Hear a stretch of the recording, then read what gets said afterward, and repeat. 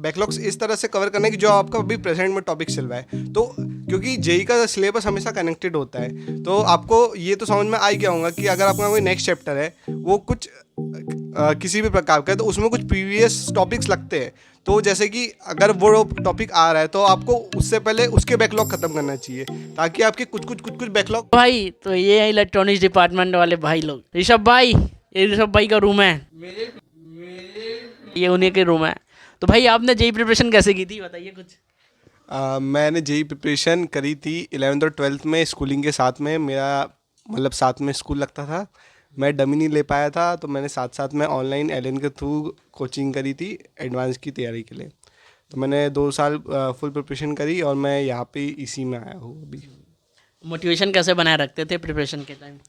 मेरा मोटो तो यही सिंपल था कि मैं सुबह जब उठता था तो अपने आप को मोटिवेट करके रखता था। पहले तो एक आध घंटा अगर घूम पाऊँ तो मैं साइकिलिंग करता था सुबह, और वही फिर दिन का रूटीन ऐसा सेट कर लेता था कि दिन भर बस अब मतलब सारे गोल्स अचीव करना है। जो भी मैंने सुबह सेट किया है सारे गोल्स को अचीव करना है, और रात को सोने से पहले 1 घंटा एनालाइज कर लो कि हमने जो जो सोचा था वो कर पाए कि नहीं कर पाए। तो इससे आपको जेई प्रिपरेशन में हेल्प मिल जाती है। जो जो आप अपने प्लान सेट करते हो वो आपके फुलफिल हो रहे हैं कि नहीं हो रहे, इसलिए आपको अपनी प्रिपरेशन कैसी फ्लो चल रहा है वो आपको पता लग जाता है। मेरा यही प्लान था कि मैं यही करता रहता था, और उससे मुझे बहुत फ़ायदा मिला। और मैक्सिमम बच्चों का ये डाउट रहता है कि उन लोग का बैकलॉग हो जाता है 11th में, तो वो कैसे कवर करें, आप कैसे किए थे? देखो, बैकलॉग्स तो सभी के होते हैं और मेरे भी बहुत सारे हुए हैं। तो मैं तो यही कहना चाहूँगा, अगर आपके बैकलॉग्स होते हैं तो आपको सबसे पहले ये ध्यान में रखना चाहिए कि जो आपका अभी प्रेजेंट में चल रहा है आपका वो कभी नहीं छूटना चाहिए। हो गए, मान लो बैकलॉग्स हो गए आपके, लेकिन आपको बैकलॉग्स इस तरह से कवर करना है कि जो आपका अभी प्रेजेंट में टॉपिक चल रहा है। तो क्योंकि जेई का सिलेबस हमेशा कनेक्टेड होता है, तो आपको ये तो समझ में आ ही गया होगा कि अगर आपका कोई नेक्स्ट चैप्टर है वो कुछ किसी भी प्रकार का है, तो उसमें कुछ प्रीवियस टॉपिक्स लगते हैं। तो जैसे कि अगर वो टॉपिक आ रहा है तो आपको उससे पहले उसके बैकलॉग खत्म करना चाहिए, ताकि आपके कुछ बैकलॉग हो जाए। मतलब कि आपके जो आने वाला टॉपिक है वो इससे ख़राब नहीं होगा, कि वो जो आपके बैकलॉग्स थे तो ऐसे धीरे धीरे करते हुए आपके बैकलॉग्स लगभग खत्म हो जाएंगे, और जो कुछ रह जाते हैं उससे ज़्यादा फर्क नहीं पड़ता है। क्योंकि आपका मेन मोटिव ये होना चाहिए कि जो भी आप प्रिपरेशन करते हैं उसमें आपका प्रिसीजन बहुत अच्छा होना चाहिए। एडवांस को क्वालिफाई करने के लिए आपका प्रिसीजन बहुत अच्छा होना चाहिए। जो भी टॉपिक्स आते हैं आपको बहुत ही बेहतरीन तरीके से आना चाहिए। ऐसा जरूरी नहीं कि आपको सब कुछ आ जाए, और मैं आपको यही प्रेफर करूँगा कि आपको सारे डेरिवेशन समझ में ज़रूर आना चाहिए। भले याद ना हो डेरिवेशन, लेकिन समझ बहुत ज़रूरी है, क्योंकि बिना समझ के काम करना अच्छा नहीं होता। कि आपने फॉर्मूला रट लिए और मेंस में नंबर ला लिए तो उससे कुछ नहीं हो पाएगा। आपको एडवांस निकालना है तो आपको वही है कि आपको मतलब पता होनी चाहिए चीज़ें कैसे कैसे काम करती, कैसे कैसे क्वेश्चन करते हैं, वही सब। तो भाई अभी ना मैक्सिमम बच्चों का एक तो डाउट है कि अभी जेई मेन भी पास आ रहा है और मतलब और बोर्ड भी पास आ रहा है, तो किस पे फोकस करें? आपने अपने टीम में कैसे किया था? मेरा तो यही था प्रेफरेंस कि जो हो जाए, मैं कभी जेई की प्रिपरेशन को छोड़ूंगा नहीं। मैंने बस जब मेरे 12th के बोर्ड एग्ज़ाम थे उसके लिए थोड़ा सीरियसली पढ़ाई करी है।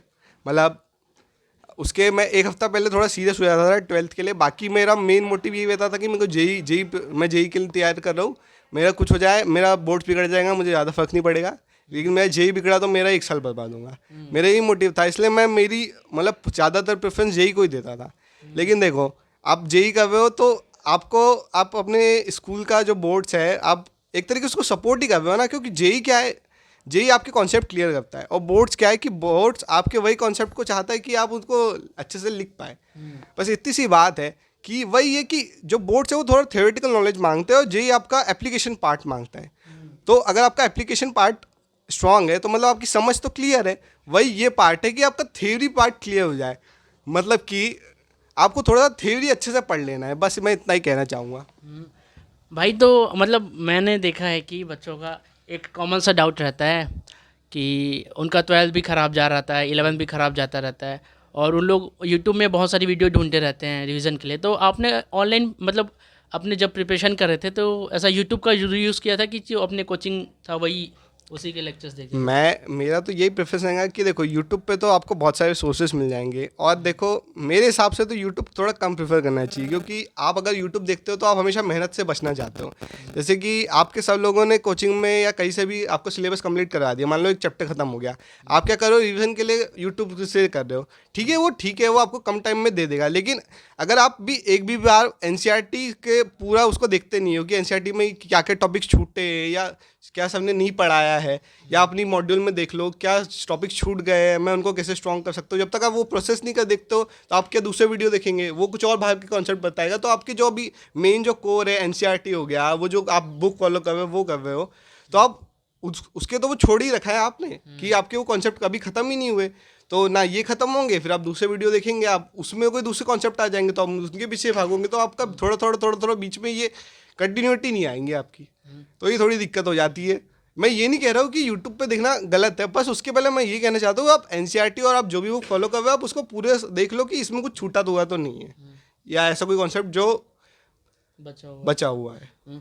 तो जब मैं प्रिपरेशन कर रहा था या फिर अभी जो मैं यूट्यूब में देखता हूँ तो मेरे में कमेंट भरा पड़ता है कि भैया कौन सा किताब यूज़ करें यार हमारा रैंक आ जाए, या फिर आपने अपने टाइम में कोई किताब ऐसा यूज़ किया था कि कोचिंग मटेरियल ही यूज़ किए थे बस? नहीं, मैं जनरली तो कोचिंग मटेरियल को ही प्रेफर करता था, और जो जो कोचिंग वाले बोलते थे मैं वही वही करता था। मैंने कोई ज़्यादा कोई किताबों को ध्यान नहीं दिया ज़्यादा, लेकिन मेरा ऐसा था कि एनसीईआरटी के लिए मेरा मतलब सारे कॉन्सेप्ट हो जाने के बाद एनसीईआरटी केमिस्ट्री के लिए मैं कर लेता था, ये मेरा मेन था। बाकी फिजिक्स के लिए तो उतना लगता नहीं था, और मैथ्स की भी एनसीईआरटी मैंने करी रखी थी क्योंकि मैं 12th बोर्ड सीबीएसई था, तो मेरा तो साथ साथ में चल रहा था, तो साथ साथ में मेरा हो ही रखा था, इसलिए मुझे साथ साथ में ही हो गया था मेरा। और बाकी वो तो अलग से कोचिंग का मटेरियल करता रहता था।